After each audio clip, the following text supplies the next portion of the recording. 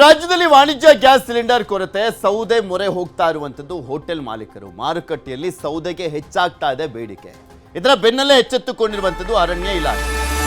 ಅಕ್ರಮವಾಗಿ ಮರ ಕಡಿತಕ್ಕೆ ಬ್ರೇಕ್ ಹಾಕಲಿಕ್ಕೆ ಸೂಚನೆಯನ್ನ ಕೊಡಲಾಗಿದೆ. ಅಕ್ರಮವಾಗಿ ಸೌದೆಯನ್ನ ತರುವಂತ ನಿಟ್ಟಿನಲ್ಲಿ ಮರಕ್ಕೆ ಏನಾದರೂ ಕೊಡ್ಲಿ ಹಾಕ್ಬಿಟ್ರೆ ಅದಕ್ಕೆ ಬ್ರೇಕ್ ಹಾಕಬೇಕು ಅನ್ನುವಂಥ ನಿಟ್ಟಿನಲ್ಲಿ ಅರಣ್ಯ ಇಲಾಖೆ ಎಚ್ಚೆತ್ತುಕೊಂಡಿದೆ. ಕಾಡು ಸರ್ಕಾರಿ ಭೂಮಿಗಳಲ್ಲಿ ಮರ ಕಡಿಯುವಂತಿಲ್ಲ. ಅರಣ್ಯದಲ್ಲಿ ಮರ ಕಡಿತ ದೂರುಗಳು ಬಂದರೆ ಅಧಿಕಾರಿಗಳೇ ಹೊಣೆ.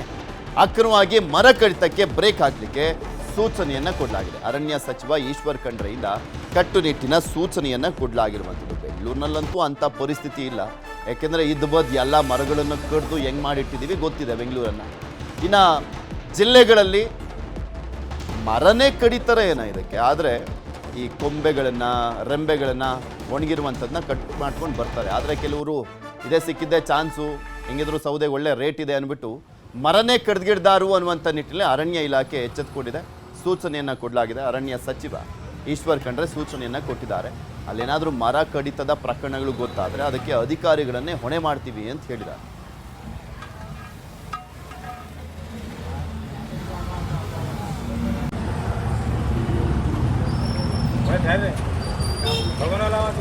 ಆಲ್ಮೋಸ್ಟ್ ಸೌದೆ ವಲಯ ಮೊರೆ ಹೋಗ್ಲಾಗ್ತಾ ಇರುವಂಥದ್ದು ಹೋಟೆಲ್ಗಳಲ್ಲಿ.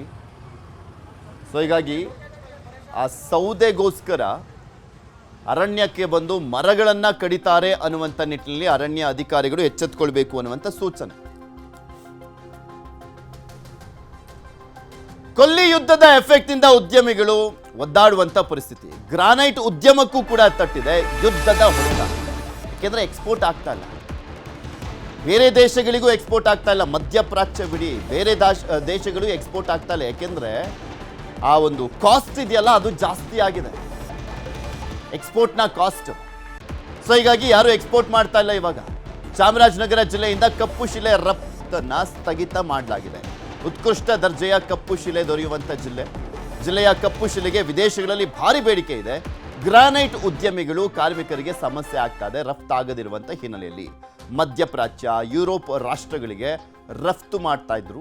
ಯುದ್ಧದಿಂದಾಗಿ ಗ್ರಾನೈಟ್ ರಫ್ತು ಸದ್ಯಕ್ಕೆ ಸ್ಥಗಿತ ಆಗಿದೆ.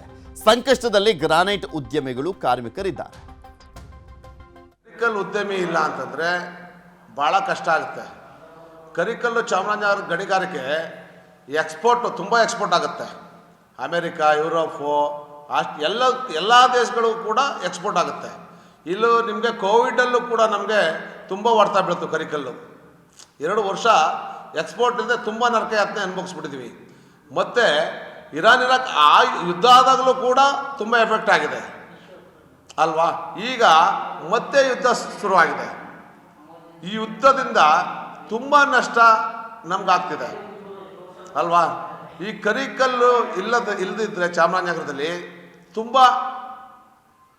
ಕಷ್ಟ ಆಗುತ್ತೆ. ಯಾಕಂದರೆ ಮೊದಲನೇ ಉದ್ಯೋಗನೇ, ಮೊದಲನೇ ಉದ್ಯಮಿನೇ, ಮೊದಲನೇ ಬಿಸ್ನೆಸ್ಸೇ ಕರಿಕಲ್ಲಾಗಿದೆ. ಇಲ್ಲಿ ಸುಮಾರು 400-500 ಎಕರೆಯಲ್ಲಿ ಇವತ್ತು ಗಣಿಗಾರಿಕೆ ನಡೀತಾ ಇದೆ. ಈ ಗಣಿಗಾರಿಕೆನೇ ನಂಬ್ಕೊಂಡು ಸಾವಿರಾರು ಜನ ಕಾರ್ಮಿಕರು ಇದ್ರ ಜೊತೆಗಿದ್ದಾರೆ.